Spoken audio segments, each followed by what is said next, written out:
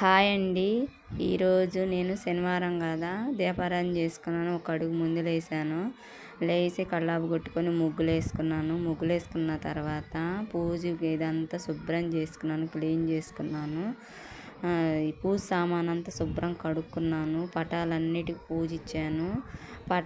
పూజ ఇచ్చిన తర్వాత పూజ సామాను ఉండేది కదా, దాటికి కూడా పూజ ఇవ్వాలి. పూజ ఇచ్చిన తర్వాత దీపారాజన కుంది ఉండేది కదా, ఆ కుంది కింద ప్లేట్ వేసుకోవాలి. ప్లేట్ లేకుండా పెట్టకూడదండి.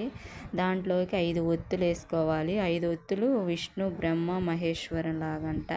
నాకు తెలీదు, పెద్దవారు చెప్పారు. అట్లానే నేను కూడా చేసుకుంటాను. దీపారాధన ఎట్లా అంటే, దీపారాధనకి అగ్గిపుల్లతో వెలిగకూడదు. హలో అండి. కడ్డీలతో ముట్టించుకోవాలి. కడ్డీలతో ముట్టించుకున్న తర్వాత ఇంకా పువ్వులు అవన్నీ పూజించి పెట్టుకోవాలి. ముందు విఘ్నేశ్వరుడికి పెట్టాలి, తర్వాత వెంకటేశ్వర స్వామికి, తర్వాత లక్ష్మీ తల్లికి, తర్వాత సాయిబాబుకి, తర్వాత ఆంజనేయ స్వామికి, ఇంకా మిగతా పటాలన్నిటి ఉన్నాయి కదా పెట్టుకోవాలి. అట్లా చేసుకుని నైవేద్యం ఏదన్నా చేసుకొని పెట్టుకుంటే చాలా మంచిదండి.